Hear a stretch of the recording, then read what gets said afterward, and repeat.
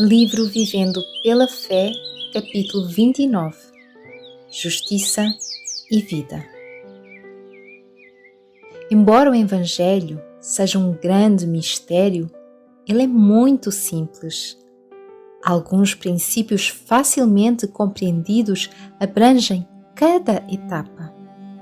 Apenas 2 fatores precisam ser compreendidos, a saber, a sua necessidade e a capacidade e disposição de Deus para suprir essa necessidade. Em primeiro lugar, você descobre que é um pecador. Como está escrito, não há um justo, nenhum sequer. Não há ninguém que entenda. Não há ninguém que busque a Deus. Todos se extraviaram e juntamente se fizeram inúteis. Não há quem faça o bem. Não há nenhum só. Romanos 3, 10 a 12. Porque todos pecaram e destituídos estão da glória de Deus. Romanos 3, 23. O pecado faz parte do seu próprio ser. Na verdade, pode-se dizer que é você. Ver nota 1, página 59. Cristo, que sabe o que há em você, disse: porque do interior do coração dos homens saem os maus pensamentos, os adultérios, as fornicações, os homicídios, os furtos, a avareza, as maldades, o engano, a dissolução, a inveja, a blasfémia, a soberba, a loucura. Todos estes males procedem de dentro e contaminam o homem. Marcos 7, 21 a 23. Essas obras más vêm do coração, não de algumas pessoas ou de uma certa classe de pessoas, mas de todas as pessoas. Somos advertidos de que, sobre tudo o que se deve guardar, guarda o teu coração, porque dele procedem as fontes da vida. Provérbios 4, 23. Então você está ciente de que essas obras más fazem parte da sua vida. Isso significa que a sua vida, por natureza, é pecado. Mas pecado significa morte, porque a inclinação da carne é morte. Romanos 8, 6. Portanto, como por um homem entrou o pecado no mundo, e pelo pecado a morte, assim também a morte passou a todos os homens, por isso que todos pecaram. Romanos 5, 12. Então você vê que o pecado traz a morte. A morte surge do pecado, pois o aguilhão da morte é o pecado e a força do pecado é a lei. 1 Coríntios 15, 56. E o pecado, sendo consumado, gera a morte. Tiago 1,15. A partir desses textos, aprendemos que a morte está associada com o pecado. Pela misericórdia de Deus, o pecado não tira a vida imediatamente, pois o Senhor é longânimo para conosco, não querendo que alguns se percam, senão que todos venham a arrepender-se. 2 de Pedro 3, 9. Então, Ele lhe dá a oportunidade de se arrepender. Caso se arrependa, o pecado será removido e, é claro, você será libertado da morte. Mas se você se recusar a dar lugar ao arrependimento e, em vez disso, demonstrar que ama o pecado, ele trará a morte que nele há. Muitos outros textos podem ser citados para mostrar que pecado significa morte, mas estes são suficientes por agora.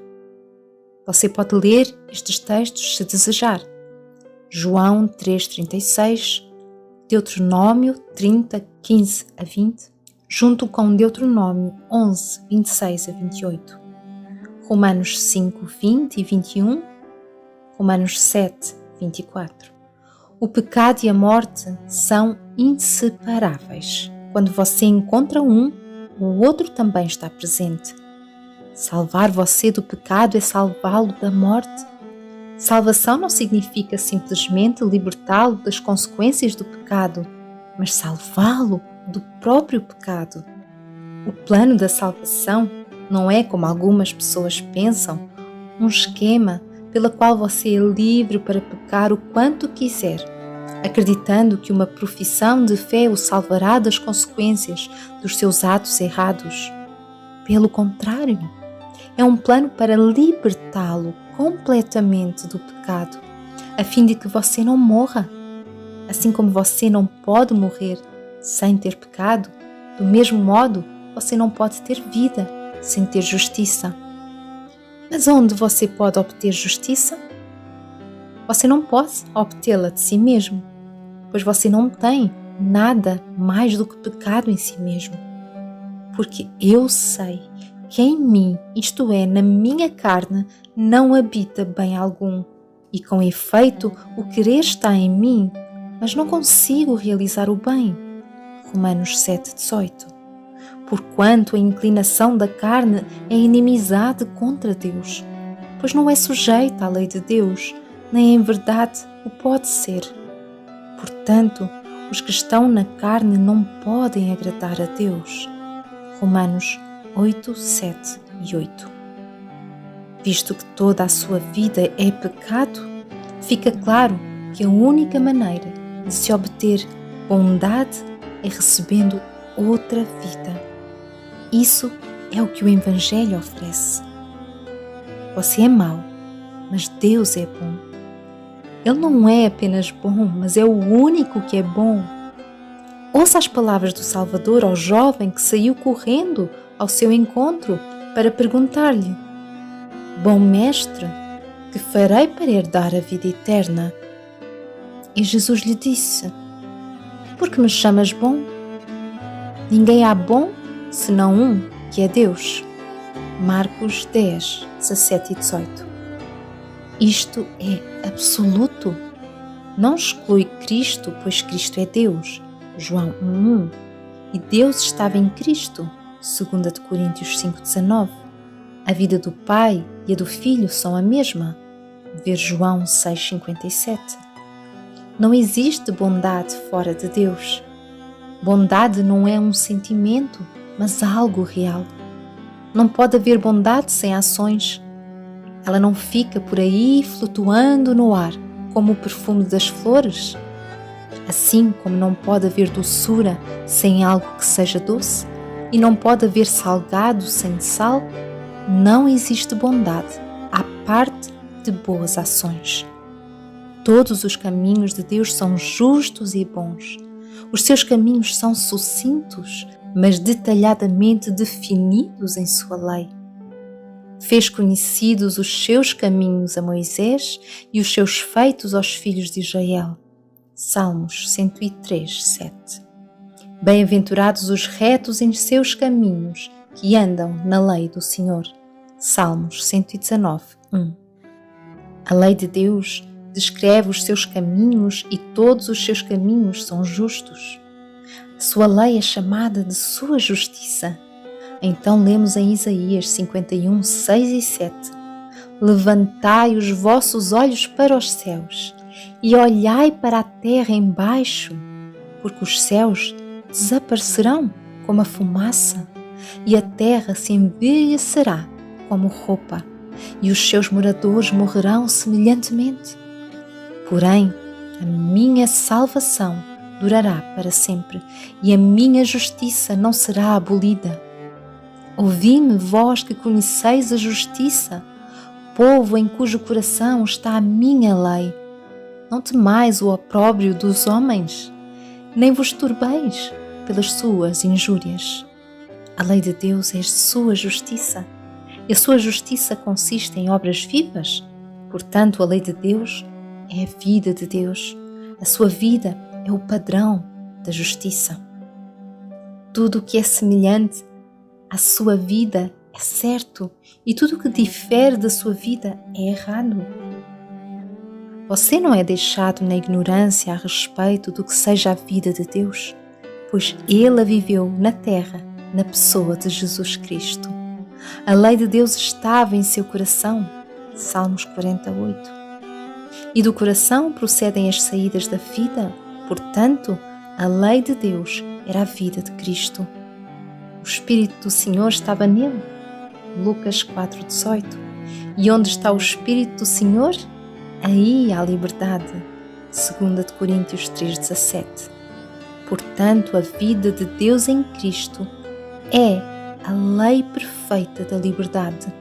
E se você atentar a isso de forma contínua, serás bem-aventurado.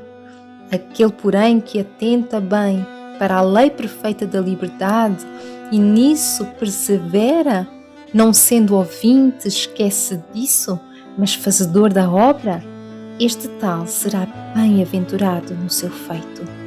Tiago 1,25. Nenhuma outra vida neste mundo mostrou-se imune ao pecado. Na tentativa de viver uma vida justa, as pessoas se exauriram, esgotaram as suas próprias vidas e falharam todas as vezes. Todos nós sabemos que somos pecadores. Ninguém há que não reconhecerá que poderia ter agido melhor do que agiu em determinadas questões. E não há ninguém que em algum momento da vida não tenha dito ou pensado que agiria melhor. Isso mostra que eles reconhecem que pecaram. A consciência de todas as pessoas os acusa, mesmo que não tenham sido instruídas na lei de Deus. Ver Romanos 2, 14 e 15. Visto que a sua vida é o próprio pecado e você tem apenas uma vida, e a justiça não pode ser produzida a partir do pecado, fica evidente que a única maneira de obter a justiça é recebendo outra vida. E visto que a única vida justa é a vida de Deus em Cristo, é claro que você precisa obter a vida de Cristo. Isto não é nada mais, nada menos do que viver a vida cristã. A vida cristã é a vida de Cristo. Entretanto, não pense que você pode viver esta vida sozinho. É óbvio que você não pode viver outra vida com a sua velha vida que sempre viveu. Para viver outra vida, você deve ter outra vida. E você não pode viver a vida de outra pessoa. Não pode viver a vida nem mesmo do seu amigo mais próximo. Em primeiro lugar, você não pode imitar com sucesso as coisas que o seu amigo faz. E em segundo lugar, você não pode conhecer a vida interior do seu amigo. Quanto menos então poderás viver a vida infinita de Cristo. Você pode até tentar se passar por outra pessoa, mas irá invariavelmente ser detectado como uma fraude. Assim será se tentares viver a vida de Cristo. Milhares de pessoas estão a tentar viver a vida de Cristo, mas a causa de seu fracasso é que estão a tentar viver com a sua própria vida, a vida de Cristo. O que você pode fazer? É impossível viver a vida cristã? Não, não é. Mas Cristo deve ter permissão para vivê-la em você. Você deve se contentar em desistir de uma vida pecaminosa e sem valor e considerar-se morto. Simplesmente nada. Então, caso esteja realmente morto com Cristo, você também viverá com Ele. Então será como você, como foi com Paulo. Então será com você como foi com Paulo, porque eu pela lei estou morto para a lei, para viver para Deus. Já estou crucificado com Cristo e vivo não mais eu, mas Cristo vive em mim. E a vida que agora vivo na carne, vivo-a pela fé do Filho de Deus, o qual me amou e se entregou a si mesmo por mim. Gálatas 2, 19 e 20. Quando Cristo puder viver a sua própria vida em você, então e somente então, a sua vida estará em harmonia com a lei de Deus. Aí terás justiça, porque tens a única vida na qual há justiça. Se você tem dúvidas acerca de como obter a vida de Cristo, leia o relato dos seus milagres, como Ele curou os enfermos e ressuscitou os mortos. Leia como Ele deu uma nova vida à pobre mulher, cuja vida estava se esvaindo diariamente. Ver Lucas 8, 43 a 48. Leia como Ele deu vida a Lázaro e ao filho do oficial do governo. Entenda que a sua palavra é uma palavra viva, com poder para te dar vida à medida que você a recebe com fé. Entenda que a vida de Cristo se encontra na sua palavra, de forma que quando você ouvir e crer, o próprio Cristo habita em seu coração pela fé. Efésios 3,17. Permita que estas coisas sejam realidades vivas e certamente terás vida por meio do seu nome. Amém.